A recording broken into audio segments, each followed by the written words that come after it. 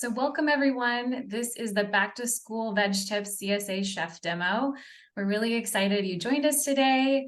I am Katie Harvey. I'm our CSA Program Coordinator for the Organic Association of Kentucky. I help manage the Kentucky Farm Share Coalition program. And I'm joined today by Chef Tanya Whitehouse. She's the Program Manager and Chef at the Food Connection.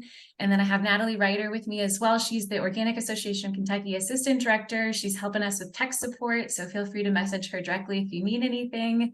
We're excited you guys joined us today. And we're going to start off with a quick introduction. We're going to dive right into our back to school vegetable tips demo.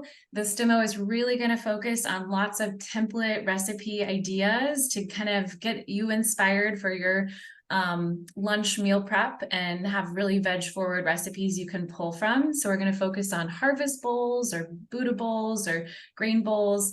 We'll focus on bento boxes and salad in a jar. And then Chef Tanya will have a lot of other ideas and highlights for you as well. We'll have time at the end for questions, so feel free to drop in anything as we go. You can drop it into the chat and we'll try to answer it in the moment, or we can answer it at the end.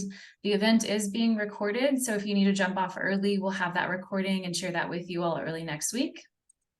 And then this event is hosted by the Organic Association of Kentucky.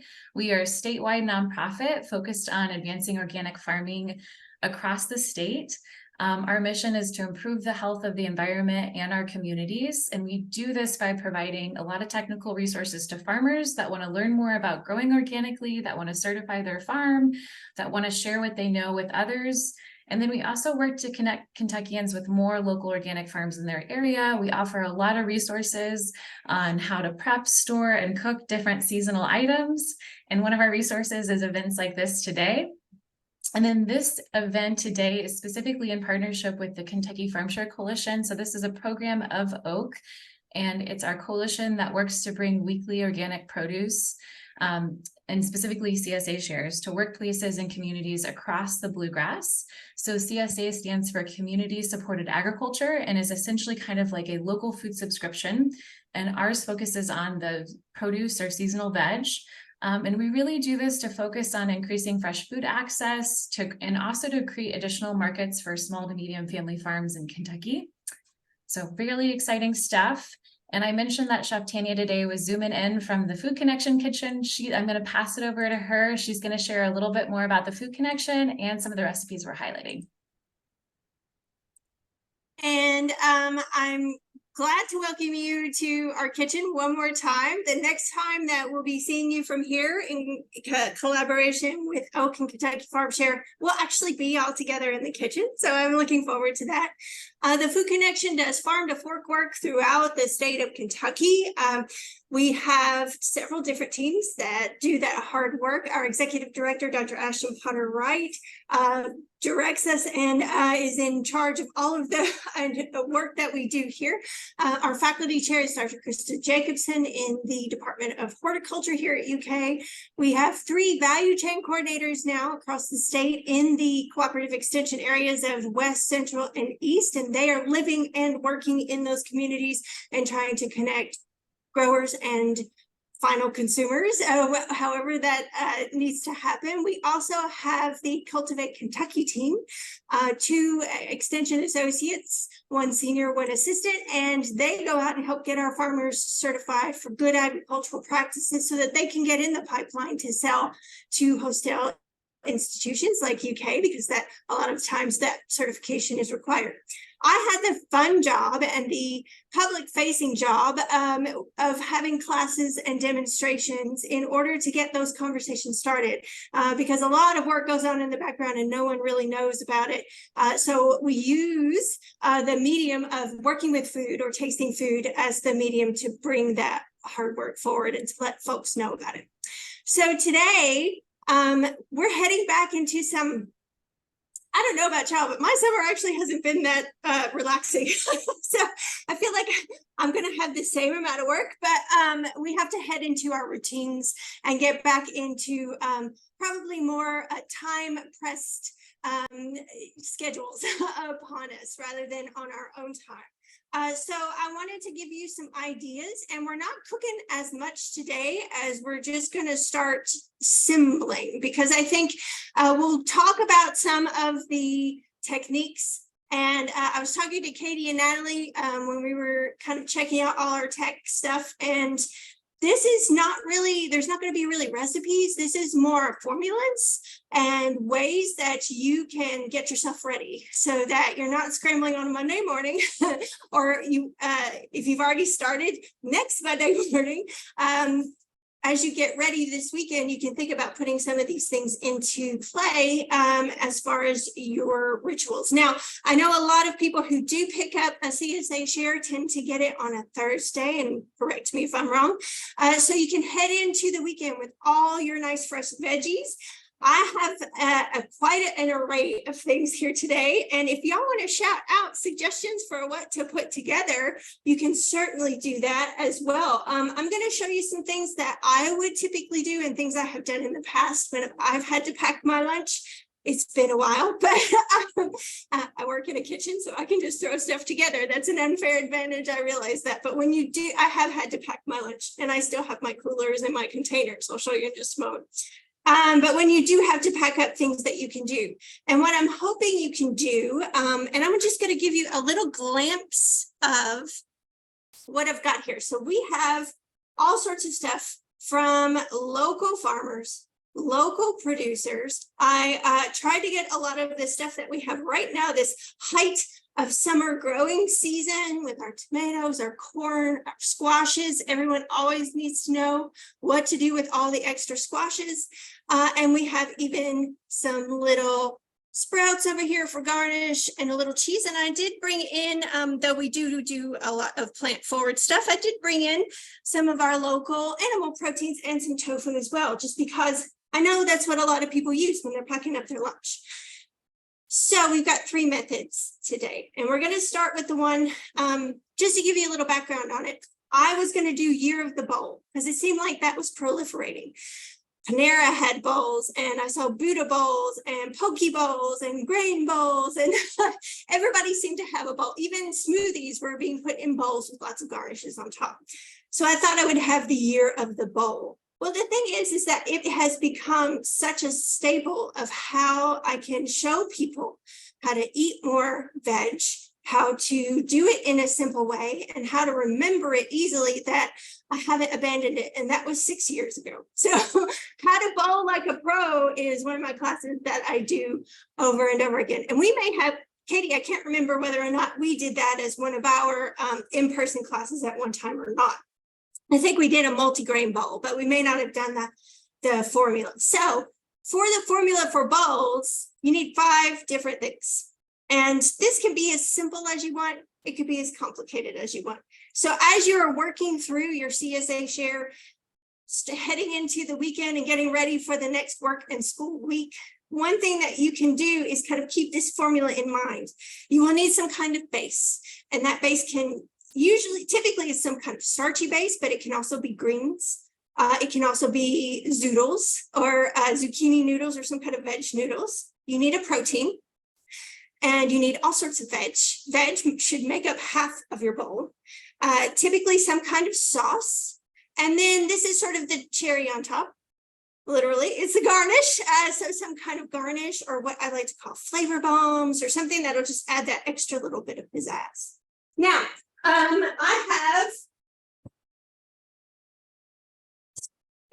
have a lot of examples here for bowls.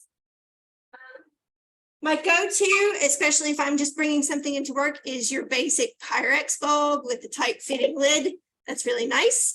But don't worry about the size or the shape, or it just needs to be this poor old thing I have dragged around again and again, and I don't typically fill it up. It is an 8-cup or a 2-quart container, but it's nice for big fluffy things. I like, instead of in a jar, I like to put my salad ingredients in here because it gives it a lot of room.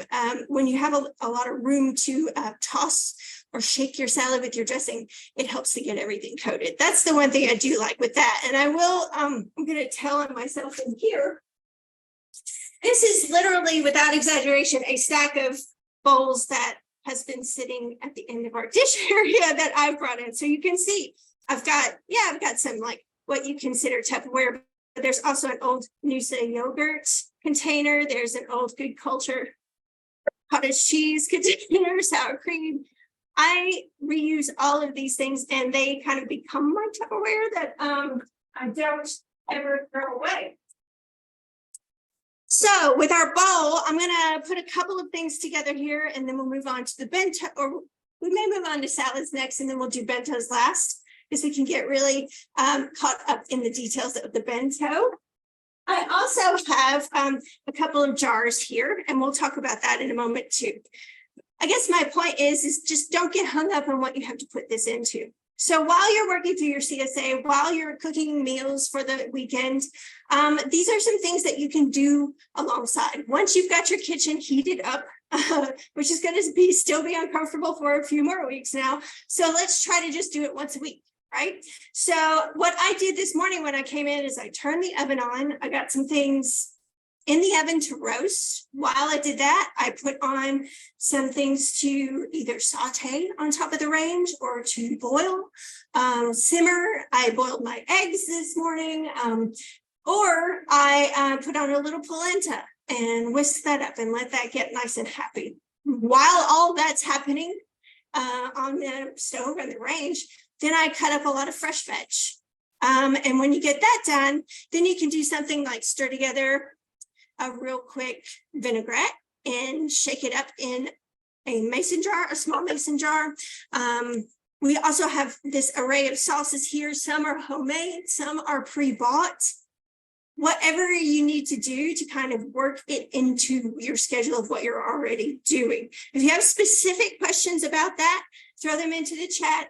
Natalie and Katie will pass those on to me, but if there's no questions at the moment, I'm going to assemble a couple of bowls for you, and I'll show you a couple of ways that I do it. So I've got my Pyrex here, and I'm going to start with one of my starchy elements. This is one of my favorite, polenta. It's so easy to put together. I use the stone ground cornmeal from Weisenberger. And this is a bit thick. It's a 4-to-1 ratio.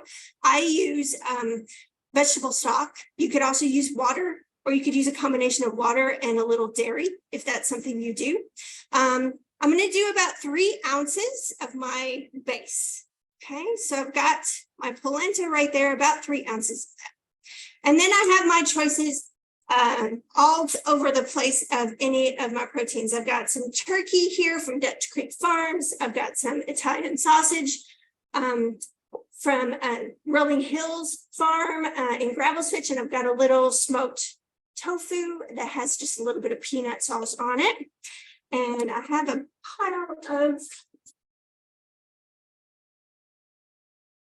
choose my tofu. We're going to go vegetarian for this bowl and add about 3 ounces of my protein. And I know people might say, ooh, but I'm going by serving size. And that is because on this other half, we're going to load it up. Now, I have not people's favorite veg, but it's one of my favorites. This is just some okra. This is from Dr. Jacobson's farm, Married Hill Farm in Anderson County. All I did was toss this in oil and salt and roast it. Some of the little ones you can see I left whole, but if they were a little bit bigger, I just split them. And we've just got some small tongs. I'm going to put this is also a great snack if you do like okra. And for those who don't like that particular aspect of okra texture, this really mitigates a lot of that when because you're not cutting it much, you're just taking the stem off and splitting. And so it roasts at real high heat. And so some of the mucilaginous qualities aren't allowed to form. The heat sort of prevents that from happening. I also have some lovely greens here. We have some from Sustainable Harvest Farm and some from Foxfire Farm. And then I found this beautiful, let me show you this huge head of elephant garlic. That's a big one, right? I got from, I think it's Flat Creek Farm. And this is not cured. So we can't just throw this in the pantry bin with the potatoes and the onions. We have to keep this one in the fridge. It's a green garlic clove. So something to remember there if you encounter that. But I just sauteed my greens with that. I'm going to put that in there. Remember, we're trying to pass. Shakti, Yeah. we just had a question come through just as you're assembling it. Someone was asking about the temperature, whether you plan to heat the bowl up or keep it chilled, or if it's possible to do both.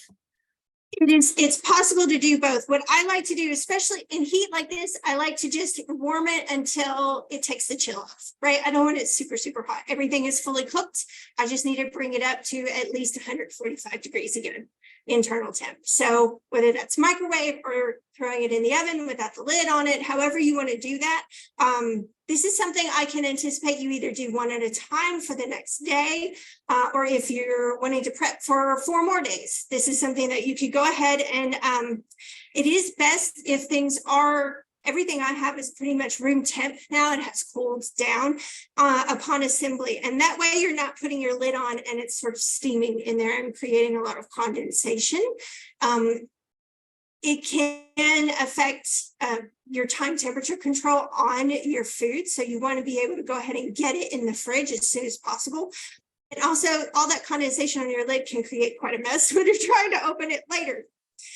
So yeah, I'm doing everything about room temp right here. I want a little bit more color in here. So I've got my greens, I've got my yellows, I've got my browns. I want a little red. So I've got some roasted teeny tiny beets, I think also from Foxfire Farm. And again, like I said, we want lots of color, incorporating lots of things. So, and I've got some roasted red onion. And these are candy onions. Just big red candy onions. You might get a lot of the smaller candy onions with the green still attached in your shares still. Those are perfectly fine. You could just roast those whole if you wanted to. So that's just, again, tossed with oil, salt, pepper, thrown in the oven at 400 degrees. And on this, I have a choice here. I don't know if you were able to see when I kind of did the flyover, but I've got 4 different sauces. And so we've got, let me see, here we go. So we've got a vinaigrette right there. And this is a tomato sauce that we made just by taking some cherry tomatoes that a participant donated to me. We roasted them, roasted them in the oven with a little bit of onion, a little bit of garlic, and then just pureed them. It makes a wonderful sauce. So if you have a cherry or a grape tomato bush or plants that is really producing, this is something that you can do to use up a lot of those tomatoes. I have some Pasta Garage vodka sauce there for like when you either don't have that glut of tomatoes, or if it's in the winter and you're trying to add something, or if you just don't have time to make your own sauce. And then we've got some pesto. This is just a standard basil pesto because I had a big bag of basil and no pine nuts in it though. I think on my last demo for you, I said I can't pay what people want for them. So we are using pumpkin seeds in our pesto this time. If you want to make your pesto up in big batches and freeze it, the recommendation I have is to leave your cheese out when you freeze, and then when you thaw it, then grate your parm and add that in if you're going to add your cheese. You don't have to have a particular recipe for pesto, it just needs pounded. So anything that you just kind of process together, that's a good pesto. So I think I'm going to go with the tomato sauce with this. And we'll do a spoon of that. Now, garnishes, if you're packing your lunch, you could go ahead and throw your garnishes in if you want. Like if it's just a little sprinkle of cheese, then I could just throw that on top. This is some Kenny Mattingly farmhouse cheese. It's a peppercorn Asiago, so it kind of goes with everything pretty well. Something that's delicate, like these nasturtium sprouts that I have here, or if it's something you want to keep crunchy, like a crouton or some kind of croustade, you may want to leave out, put in a separate container, airtight container to go with that, and not make that part of the heating process. So that one's ready to go. I'm going to put my lid on that and put that one in the fridge and have that ready for tomorrow. For this one thing I did want to show you, we have these wonderful potatoes. Like I said, this is what I'm getting right now. These were just some waxy red skin, white flesh potatoes. I know Katie and I get really excited about the fall squashes, the sweet potatoes, the greens, all of the root veg, everything that we're about to get into in another month or so as we head into fall. So you could use this same method as you get into squashes and potatoes. What's nice about fall veg is that it stores really well down in your crisper drawer or in your pantry if it's cured. If something does need to be cured just to sit out though. And we had a question earlier about citrus and storing it. I put all my citrus in the fridge if I'm not going to consume it right away when I'm buying it. Citrus is not local, but it is a wonderful addition to cooking. I don't know what I do without that brightness of lemons and limes, and I even used an orange today to keep my apple from oxidizing. So this is something we can do here. I was hoping for some sweet potatoes to kind of move us into fall, but alas, it didn't happen. So what I can do with this rectangular bowl is I can make little lines. So I'm going to do my potatoes there. I'm going to do a little bit of this Italian sausage. This is from Gravel Switch, it's my dad's home hamlet. It's a tiny little spot on the map in Marion County. We'll do about 3 ounces of that there.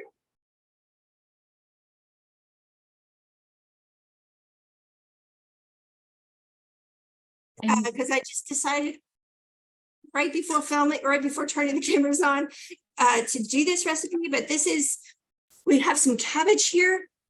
I think it's from Rootbound Farm.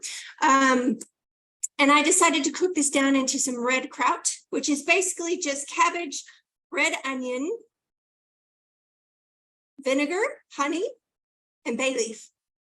You can add a little stock to it if you want a little bit more roundness. It is still kind of sinus clearing. It's very tangy, very sweet, and lots of bay leaf to round that out.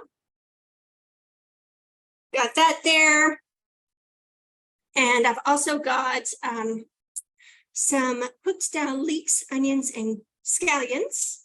These came from UK South Farm. So this is going to be a nice, I don't know if you can kind of see what I'm building here, but we'll do this. And then we could do just a little bit of vinaigrette on top of all of this. That's our sauce.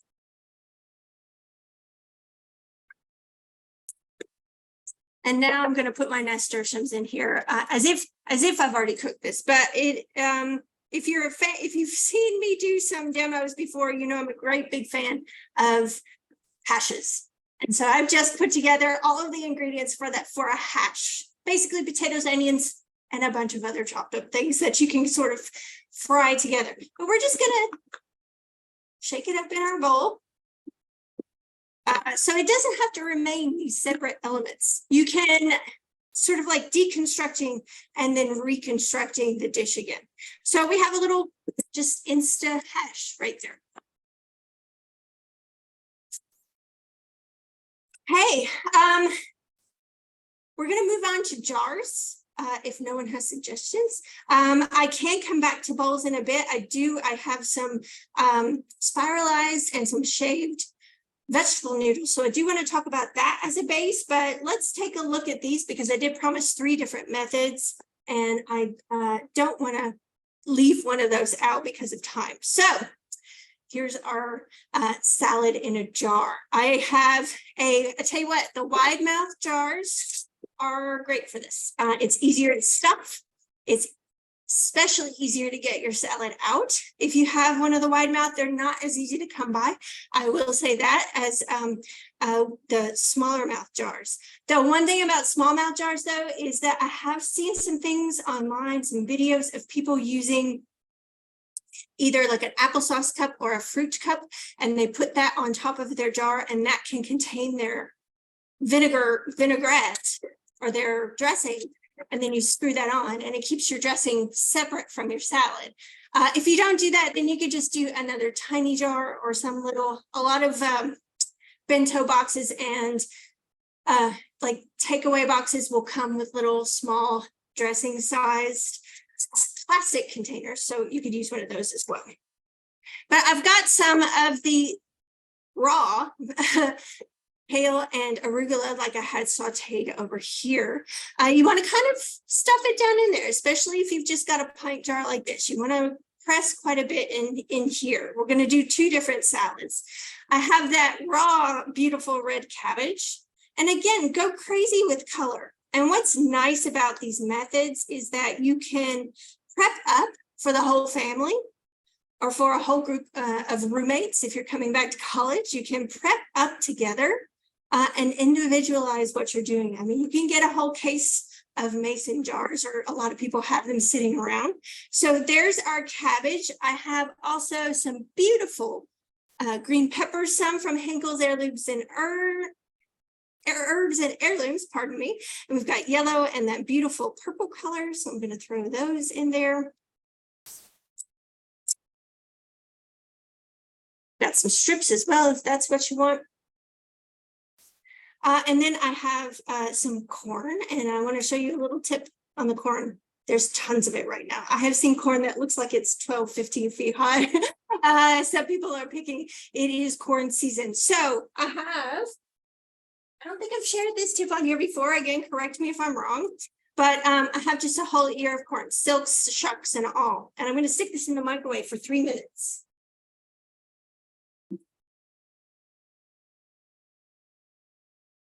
Now, when you do that, 1, it cooks your corn, and 2, it shucks like a dream. I'll show you in just a moment.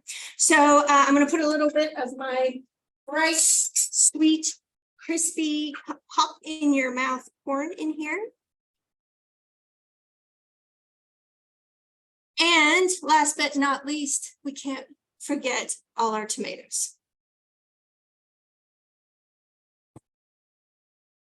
Now, Katie and I were talking also, Katie, Natalie and I were talking before the start of this, and we want to make sure people still are dealing with so much zucchini and so much squash. And I've seen lots of patty pan squash this year again too, which is nice because it seemed like it had a peak and then there was a valley, and it seems like it's come back again. So that's great news. I love those little patty pan squash. You just slice those up like you would normal squash, just around in little thin wedges is perfect, just like a slice. But I have some spiralized yellow squash here. I'm going to throw this in. I can just our spiralizing with all along. We just have the really small handheld, old pencil sharpener kind here in the kitchen. You can get really fancy ones where you stick the vegetable on spikes and you have a crank handle and that helps you turn it. And then to keep some of the water out, we did salt this ahead of time and just set it in a little wire mesh strainer in a ball in the fridge. And that let a lot of the moisture drip out of it. Now, there is a great salad in a bowl. If you want some protein on there, you could add that in. Or if you wanted to, you could keep that separate. Actually, boiled eggs here. Let's see if we can add that in. These are Centerfield Farm eggs. You may have the option of adding that into, actually, let's do just a sprinkle of salt in here. And we can pack these up. I would say, especially if you have something hearty like the kale, like the arugula, something that can last, if you're not putting vinaigrette on it, you could do these about 4 days in advance. I have another one right here. It's got a mesclun mix from Foxfire Fermented. This is actually pretty hardy. Some of the varieties, it looks like there's some Bibb, some romaine, some oak leaf, red leaf, in here, and it was fairly large, so it was mature. So I tore it rather than chopping it. If you use a metal knife, it will rust faster, so it's better to hand tear if your leaves are big. And with this one, I'm going to do a little something different. So I've got these delicious cucumbers, even though it's been hot. Usually by now their skins are getting really thick and bitter, but these are super sweet, and they don't have a lot of a seed bed in them either. So I didn't even take the seeds out. If you do have a large seed bed and want to take the seeds out, let me grab my disc bowl over here. You just split it in half, and then you can take a spoon and scoop out the seeds, and that will remove some of the water. Water is not your friend when you're trying to do these jar salads or do a salad in a bowl at a time. And then you can just cut it like always. And add that in if you want. One other thing that I love to do, and which sort of says summer to me and gives you a little bit more brightness to what you're going to add it to. We may not add it to the salad because it does involve adding liquid. I've got this bowl right here. And in my little pitcher, I have just a little bit of rice wine vinegar and some water, about a 1-to-4 ratio. I'm going to put these cucumbers in my bowl. This is something my mom used to fix every summer when we'd get cucumbers in from the garden. And it kind of says summer to me. A little bit of sliced onion, white or red, or it doesn't matter, really, whatever you like. We're just going to stir that together with a pinch of salt and put this on here. Now, this is not even a quick pickle. This is like when you put lime juice on onion with cilantro, and it sort of denatures it just a tiny bit. It makes it a little bit more tender. It breaks down the outside, but it's not truly a pickling process. This also will break down your veggies just a little bit, so you can let that sit for a while. But this would be a nice little accoutrement to throw in the corner of, say, a bento box or one of your bowls as some of your veg. If you're not going to heat it, if you are going to heat it, I would hold it separate. Oh, there's my corn. Okay, so it is a little hot and it is steamy. Be careful when you do take it out of the microwave, but I'll show you how easy this is. The silks stick to one another. The shucks pretty much come off together, and the stem gets really easy. It's not so hot. Let me use a bit of a rag here. And you can just break that off. Actually, I might have to cut. And outside of pulling off a few more silks that might be stuck to the point of your ear, there you go. And it's ready to either eat or cut off the cob like I did for this corn over here. And you can make it a part of your bowls or make a corn salad, maybe some elote salad, one of my favorites, as you're using up your corn. But let's get back to, yes. Oh, just, you probably might answer this. Someone asked about just you're assembling all of these in the jars and for transportation and just how you're going to eat it. Now, actually, let me grab a bowl and I'll show you.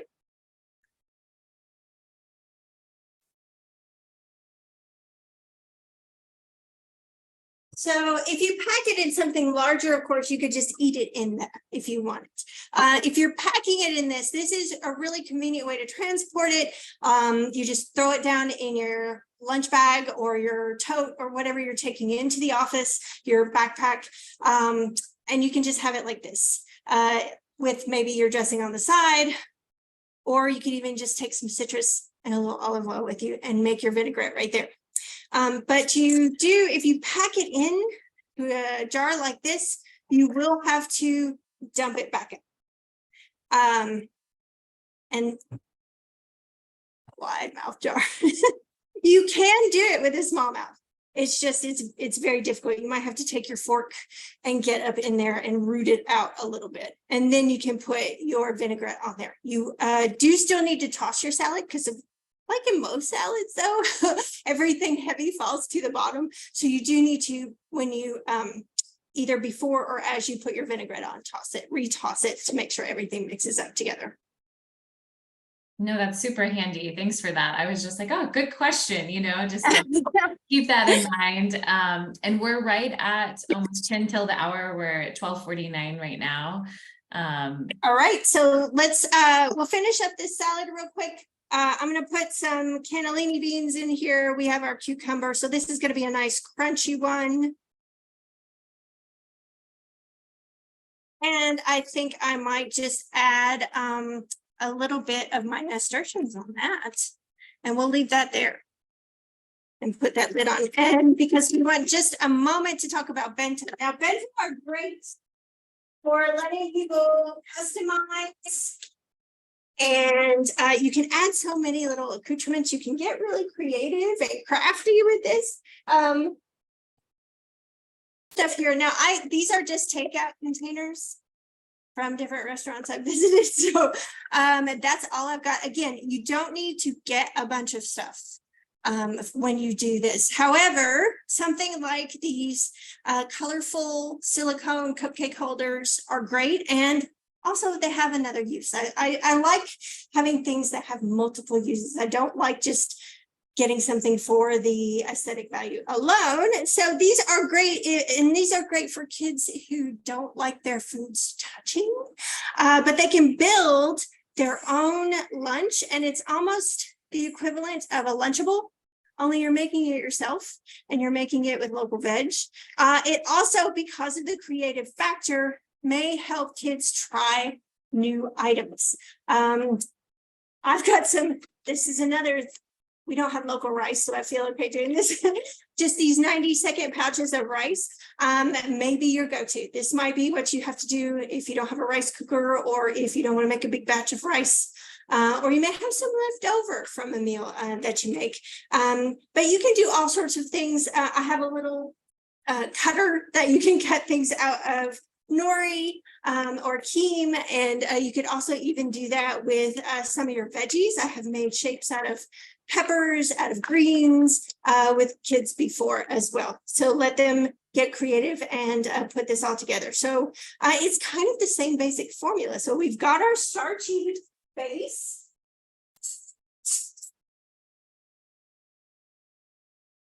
And Chef, And you can, yes, really quick, related to kind of having some pre-cooked grains to do any of these recipe templates. Someone had a question about the polenta. If they were using that pre-cooked, it can be a little bit drier. If you'd recommend maybe adding some water to it to kind of like give it a little bit more life. You can. And Katie, correct me if I'm wrong. I think we did an entire demo on polenta where we talked about like if you want it in a mushy state that you can scoop, or if you want it more of it in a solid state so that you can slice it and or grill it and or fry it, and you know, there's so much that you can do with polenta. If it did get thick on me, I think one, we cooked it way down yesterday because I like to make sure it's done. And two, yes, you can certainly add more liquid to it if you want more of a mush texture on that. You can also spread it out into a sheet pan and cut it into fries or cut it into little mini pizza shapes. It's really versatile, and it's great for applications like this because of that. No, those are some great ideas. And just one other question that came through related to the corn. How many ears of corn can you put in the microwave at a time? I only do one at a time. I've not tried multiples. So I'm sure there's probably a formula somewhere that can be Googled as to, you know, can you do more than one, and how much do you increase your microwave time? Of course, it also depends on the size of your ear and your wattage on your microwave oven. So you may have to experiment a little in your home in order to do that. Awesome, thank you. Let's see, I've got some of this turkey just browned.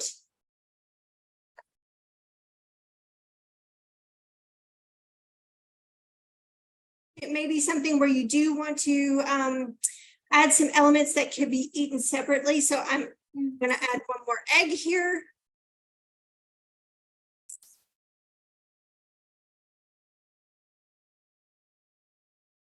To zoodles, which could just be eaten as a side, as a snack. These are more of these are just shaved. They're not spiralized. I just took a peeler and shaved these. Again, pre-salting and letting those dry out. You can see there's not a whole lot of water in there. And then you might want something more like a dipping sauce for kids to use. And today, since I've got all these sauces already ready to go, we're going to use some of the pesto in there. Now, what's fun about bento is that then there's so many ways that you can take this. This is really basic. So this is something where I could see a really young kid eating each thing that separately, probably not mixing it together, and maybe dipping into a little sauce. But there are things like these little accessories. They're little animal shaped containers, which might be nice for garnishes. Like I've got some sesame seeds in here. We've got some pumpkin in there. If they like any kind of sprinkle, you could put it in something small like this. This is even a little salt shaker. And then they even have these little things which are nice for a little bit of tamari or soy or a little bit of sesame oil or something like that, if you wanted to include those. To me, this is easier to me, and like I said, more multi-purpose than buying an actual really. Sometimes some of the bento boxes get really expensive, and until you're going to do it a lot, this might be a way to start approaching this concept and putting these together. But again, I think it's something family could really enjoy doing together, and it can be customizable. You could also throw either some steamed collard leaves in the bottom or a tortilla, a whole grain tortilla, and people can, your child could make a wrap at school with everything that's in here as well. So any questions? We haven't gotten any others through the chat, but just want to encourage everyone to drop anything that you have, any questions that came up for all three of those recipes into the chat, and we'll get to those. And thank you all again for joining us. I just dropped into the chat our survey, so if you need to jump off, fill that out for us. We'll send it up in a follow-up email too, and we'll enter you to win a CSA cookbook, which is always really exciting. I'm going to add myself into the spotlight here with you, Chef T, and Absolutely. yeah, and just thank you guys. It's always nice to have all these different ideas for what to do with all that fresh veg. What you have for the bento boxes is so cute. You probably just said this, but I might have missed it. Where did you get the little animal shaped containers? Oh, there is an Asian market here. It's called Dongyang or DY. It's on Clay's Mill if you're in Lexington. But it's they have a whole section of cooking stuff. So beautiful bowls and implements, and then lots of different bento sushi kits, things like that. So if you're interested in those sort of things, that would be, and they're not super expensive either. So that would be one of the places I would suggest trying. Yeah. You can really go out there. There's a lot you could do. Yeah, absolutely. And I think we touched on everything. Nothing else is coming through the chat, so thank you all again for joining us. We always like to kind of highlight different ideas and things of what to do. Chef T, I'm just trying to think of any. We had a few questions come in through about storage. So just, and if you guys have other questions about storage, let us know. But as we're so excited, we're celebrating all the summer stuff. We had a few questions about storing winter squash and beets. And so if you want to just show off really quickly, if you're getting those in September, where are you going to put them? Right. So I was hoping to get to, I had these cute little red curry squash here. Katie, we kind of geek out on our fall veg. Love fall veg. Yeah. What's nice about fall veg is that a lot of it does store really well. Now, if fall squash can sit out on the counter for around a week, and some of it, like I've had butternut squash that I've forgotten about. It gets stuffed in the potato onion pantry, and then I just forget about it. And I've gone back to it even 3-4 weeks later. It's been fine. Not a spot on it. So it just depends, I think, on the moisture content of it and whatever. But I would say if you're not going to use it in a week, you might want to put it in a cooler place, like a bin in your fridge. But like apples, I had an apple. I meant to add that to my hash, but and make it a snack part of your bento too. But apples were coming into apple season. Stepping Stone had these gorgeous green apples, and those store well in the bottom. Root veg, if they have greens on them, make sure to take the greens off. You can use the greens separately. They store well in your crisper bins in the fridge.